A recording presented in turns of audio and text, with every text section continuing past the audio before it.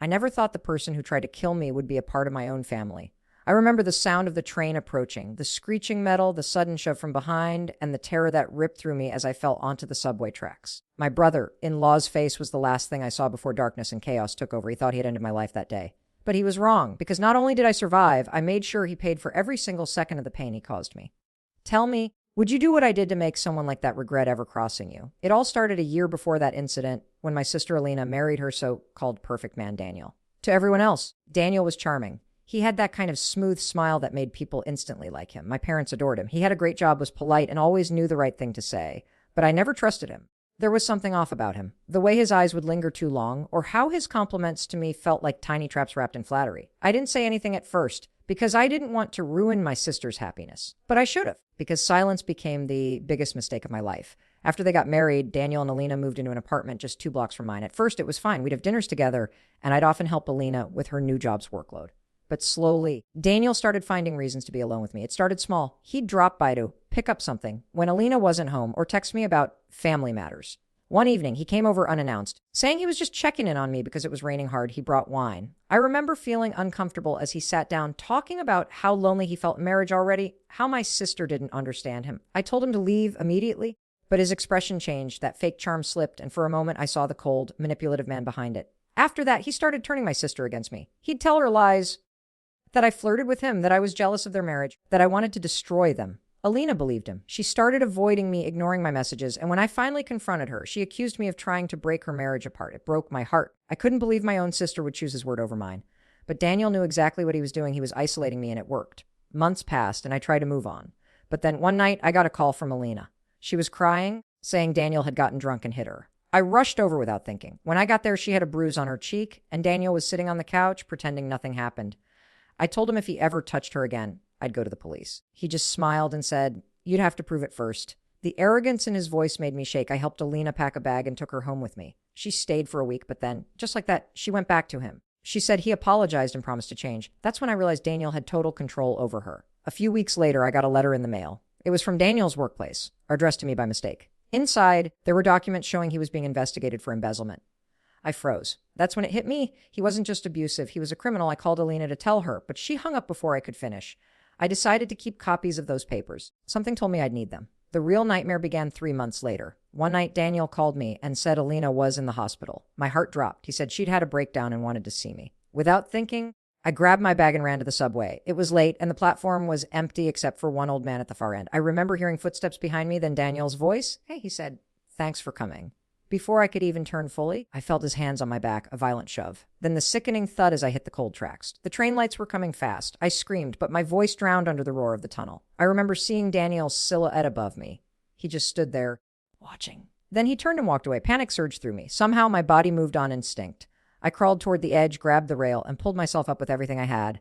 The train whished past me, brushing my hair, just inches away from killing me. I lay there on the platform, shaking, sobbing, gasping for air. When I looked around, the old man was gone. No witnesses. No one. Just me alive, but broken. The next day, I went to the police. I told them everything. But with no security footage, no witnesses, and a history of bad blood between me and Daniel, they didn't believe me. One officer even hinted that maybe I felt helpless. Daniel had gotten away with attempted murder. But something inside me snapped that day. Fear turned into fury. I realized that if the law wouldn't make him pay, I would. So I started planning. I still had those embezzlement documents, and I decided to dig deeper. Over the next few weeks, I became obsessed. I tracked his work, his finances, even his social media. I found out he was funneling money through fake accounts and had been doing it for years. And he wasn't just stealing from his company. He was using Alina's name for some of it too, making her an accessory without her even knowing. That's when I knew exactly how to destroy him. So that's the situation I was in. The man who tried to kill me was walking free, manipulating my sister and committing crimes under her name. I had 2 choices. Stay silent and live in fear, or strike back and make him pay. Before I tell you what happened next, I want you to pause for a second and think, what would you do if someone tried to kill you and the system refused to help? Would you let them win? Or would you take justice into your own hands? I spent the next month setting everything in motion. First, I gathered evidence, screenshots, transaction records, emails, everything I could find. I contacted one of Daniel's co-workers anonymously and tipped him off about the missing funds. Within days, rumors started spreading in his office. But I didn't stop there. I created an anonymous email and sent the entire file to his company's board of directors, along with proof of Alina's forged signature. Then I sent copies to the police and the IRS. Daniel's perfect little world began to crumble. He was suspended from work pending investigation. Alina was questioned, confused, and terrified. She called me crying, saying, "They think I'm part of this. I told her to come over." When she did, I showed her the proof, everything. The accounts, the transfers, the forged documents. At first, she didn't believe me, but when I showed her his emails, her face went pale. She whispered, "Oh my God, he really did this," and broke down. But Daniel wasn't going down quietly. He showed up at my apartment that night, furious, banging on my door, screaming that I ruined his life.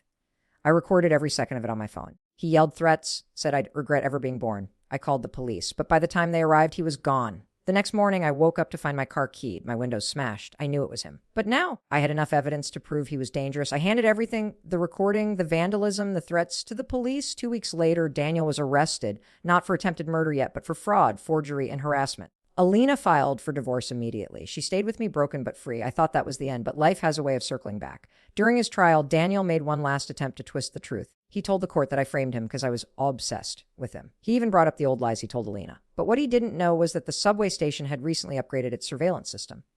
The new footage finally came in. Blurry, but clear enough to see him walking behind me that night. The shove, the fall, everything. When the video played in court, I saw his face turn white. His lawyer tried to argue it was an accident, but no one bought it. The judge added an additional charge for attempted murder. Watching him being led away in handcuffs was the most satisfying moment of my life. After the trial, Alina hugged me and said, "I'm so sorry I didn't believe you. I told her it wasn't her fault. Daniel had manipulated all of us. It took her months to recover, but she's doing better now. She started therapy, found a new job, and even moved to a different city to start over." As for me, I still have nightmares about that night, the sound of the train, the darkness of the tunnel. But I also have peace knowing that justice, in the end, was served. Sometimes people tell me I went too far, that I should have just let it go and moved on. But how could I? This man tried to take my life, destroy my family, and walk away smiling. No, letting go wasn't an option. What I did wasn't revenge. It was survival. So, tell me, was I wrong for turning his life into a nightmare after what he did to me? Would you have done the same? Because in my eyes, I didn't destroy an innocent man. I exposed a monster who thought he was untouchable. If you were on my side through this story, please hit that like button. Subscribe for more true stories like this one. And don't forget to share your thoughts in the comments. I really want to know what you would have done if you were in my shoes. Thanks for listening to my story, and I'll see you all in the next one.